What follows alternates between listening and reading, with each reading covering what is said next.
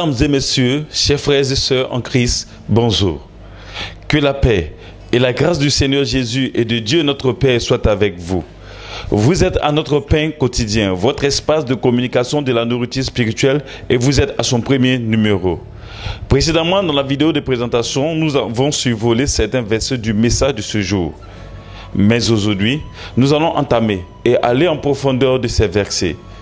Pour ce premier numéro, nous avons décidé de porter le message de la foi à votre connaissance. Car la foi est le fondement de tout ce qui existe. Hébreux chapitre 11, verset 3. Plusieurs personnes avant nous ont porté le message de la foi. Elles nous ont démontré l'importance de la foi et quelles étaient ses actions. Mais aujourd'hui, nous voudrions vous apporter à notre humble niveau notre contribution au message de la foi. C'est un mot de 3 lettres, mais si vaste et complexe dans la quête, dans la connaissance et dans la compréhension de ses vertus.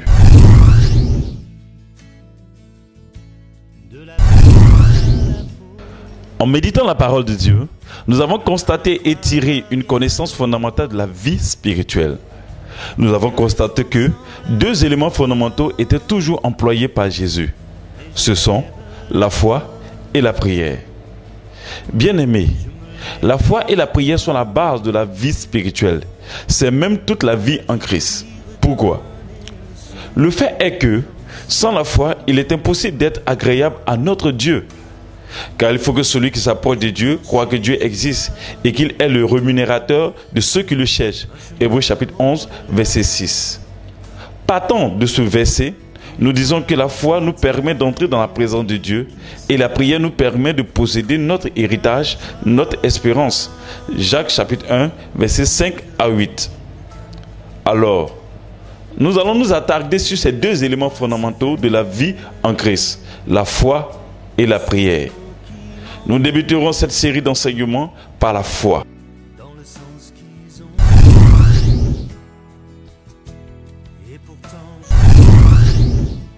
Étant qu'enfants de Dieu, nous connaissons tous cette définition de la foi tirée de la parole de Dieu en Hébreux, chapitre 11, verset 1.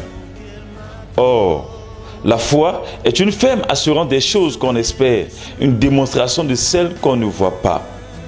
En effet, cette définition est très profonde, mais souvent incomprise par plusieurs enfants de Dieu que nous sommes. Alors, ensemble, découvrons les différentes facettes de la foi.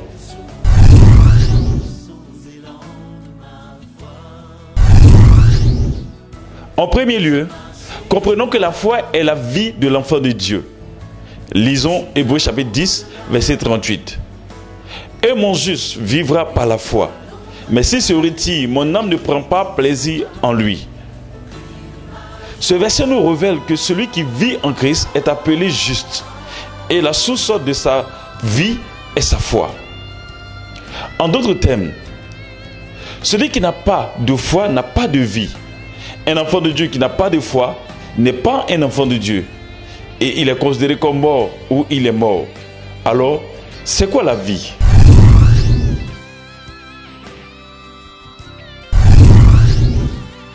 De même que nous reconnaissons qu'un enfant vit à sa naissance au travers de la respiration, ainsi nous reconnaissons qu'un enfant de Dieu vit au travers de sa foi.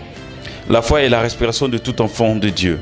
Car, comme l'air au travers de l'oxygène purifie le sang et permet la vie, la bonne santé du corps, ainsi la foi est l'oxygène qui purifie notre esprit et donne la vie, la santé à notre esprit. Alors, l'air étant à tout temps nécessaire à notre vie, et même l'élément le plus indispensable de notre existence, ainsi est la foi dans la vie du croyant. En effet, depuis notre naissance, l'air est fondamental pour la vie de l'enfant et de l'homme que nous sommes. Nous reconnaissons que l'enfant vit grâce au mouvement de la poitrine, c'est-à-dire de ses poumons. S'il n'y a pas de respiration, nous déclarons que l'enfant ou l'homme est mort. Or, de notre naissance jusqu'à aujourd'hui, nous avons respiré et nous respirons toujours. Et surtout, c'est une obligation pour nous de respirer, sinon nous mourrons. De même, depuis notre conversion, c'est-à-dire notre naissance spirituelle, la foi est la source fondamentale de notre existence ou de notre vie. C'est notre respiration. Certaines personnes nous ont enseigné que la prière est la respiration du croyant. Non. Nous ne restons pas à chaque seconde dans la prière dans notre vie. Nous prions et après, nous arrêtons la prière. Nous vaquons à nos activités. Le soir venu, nous revenons prier. Ça, ce n'est pas une respiration. La respiration est continuelle sans interruption. Or, la foi est continuelle sans interruption. Car le jour, l'heure, la minute, la seconde, la tierce, où elle s'arrête, vous n'êtes plus enfant de Dieu. Vous êtes mort.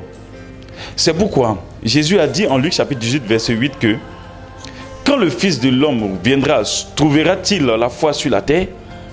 Sans la foi, il n'y a pas de croyant en Christ. Elle est notre vie. La respiration, c'est l'espérance de tout homme. Tout homme veut respirer jusqu'à 100 ans, voire 120 ans. Tout le monde veut vivre longtemps sur terre. La foi, c'est l'espérance du Fils de Dieu que nous sommes en la venue de Jésus. C'est pourquoi Paul nous a enseigné en Philippiens chapitre 3, verset 20 à 21 que notre cité en nous est dans les cieux, d'où nous attendons aussi comme sauveur le Seigneur Jésus-Christ, qui transformera le corps de notre humiliation en le rendant semblable au corps de sa gloire, par le pouvoir qu'il a de s'assujettir toutes choses. C'est notre espérance, donc notre foi. Car la foi est une ferme assurance de notre espérance et une démonstration de celle-ci.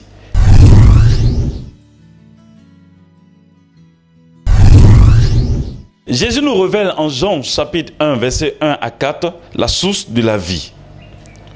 De même que la vie dépend de l'oxygène qui provient de l'air que nous respirons, ainsi la vie spirituelle dépend de la foi qui provient de la parole.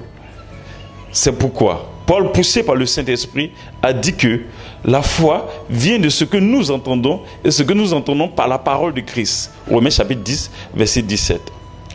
La foi provient de la parole de Christ. Donc, la foi, c'est la parole de Christ. Or, la parole de Christ est la vie.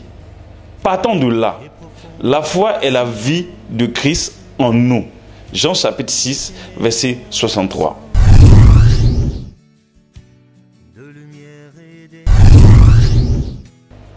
Cela sera l'objet d'une étude approfondie, car comprenons que lorsque la respiration est visible, nous commençons à nous mouvoir, à nous épanouir, à nous réaliser.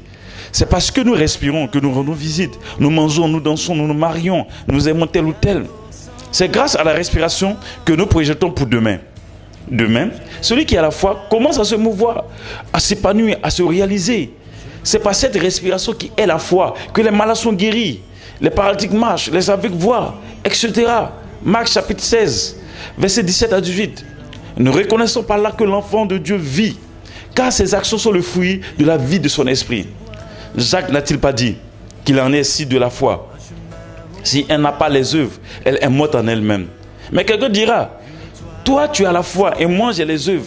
Montre-moi ta foi sans les œuvres et moi je te montrerai la foi par mes œuvres. Veux-tu savoir, ô homme vain, que la foi sans les œuvres est inutile? Jacques chapitre 2, verset 17 à 18, verset 20. Est-il possible d'avoir une respiration sans oxygène? Si oui, la mort est immédiate. Car une personne qui respire sans que son sang ne soit purifié, sa respiration est inutile. Ainsi, un enfant de Dieu qui a la foi sans les œuvres est un enfant de Dieu mort, inutile. Sa mort est inévitable. Car celui qui n'a plus de foi n'a plus de temps de prière, de temps de méditation. Celui qui perd la foi perd la motivation à la vie, le goût de la vie. Il n'a plus d'espérance, alors il lui refuse de se mouvoir, de se réaliser, de s'épanouir.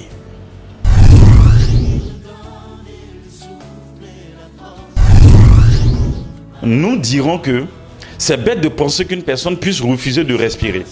Mais pourtant, c'est ce qu'il faut beaucoup d'enfants de Dieu. Refuser d'avoir foi en la parole, c'est refuser de respirer. Celui qui refuse de respirer cherche à mourir et il mourra. C'est du suicide. Telle est la parole de Dieu qui déclare que s'il se retire, mon esprit ne prend pas plaisir en lui. Hébreux chapitre 10, verset 38. Quand Dieu ne prend pas plaisir en quelqu'un, il est question d'absence de vie. Car là où est l'Esprit du Seigneur, là est la liberté, la vie. 2 Corinthiens chapitre 3, verset 17 et 1 Corinthiens chapitre 6, verset 19. En effet, par sa présence, notre corps devient des membres pour Christ. 1 Corinthiens 6, verset 15. Et sa vie coule en nous, c'est-à-dire sa parole. Mais, quand son esprit se retire de quelqu'un, il n'y a plus de vie. Car la vie est la présence de l'Esprit du Seigneur en nous. Romains chapitre 8, verset 9 à 10.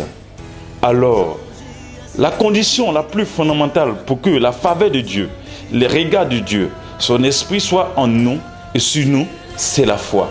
Ne l'oublions jamais. Respirons la vie de Dieu. Ayons en nous cette respiration. Car la foi est la respiration de tout enfant de Dieu. Elle est l'oxygène de notre esprit pour nous donner la vie éternelle. Amen.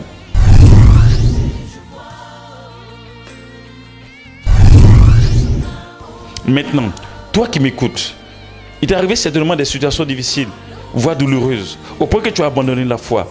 Ce donc que je puis te demander ce matin, ayant entendu ce message, il est temps que tu te ressaisisses. Retrouve ta foi en Christ, marche fidèlement avec Christ. C'est lui sur la source de ta vie. Lui-même l'a dit, lorsque je reviendrai, est-ce que je trouverai la foi sur la terre? Frère, la foi c'est la substance de la vie d'un enfant de Dieu. La foi, c'est elle qui nous permet d'entrer dans le royaume des cieux. Romains chapitre 1, verset 16 a dit quelque chose qui est très important.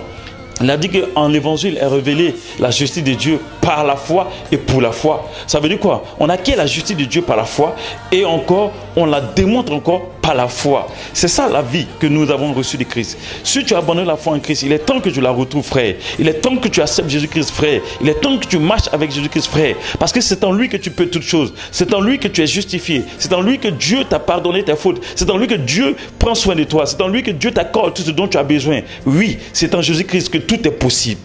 C'est pourquoi il faut que tu aies cette respiration en toi. Il faut que tu aies cette vie en toi. Il faut que tu aies cette substance en toi. Parce que sans elle, tu n'es aucune personne sur cette terre. Tu n'es aucun homme valable sur cette terre. Tu es inutile, tu es un fardeau pour toute l'humanité.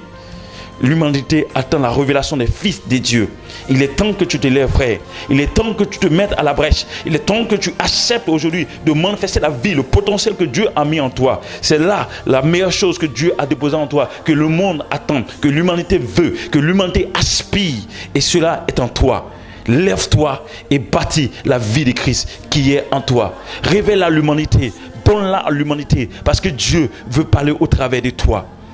Là où tu es assis, prends l'engagement de retrouver ton premier amour, de retrouver ta vie, c'est-à-dire la foi en Christ. Que Dieu te bénisse.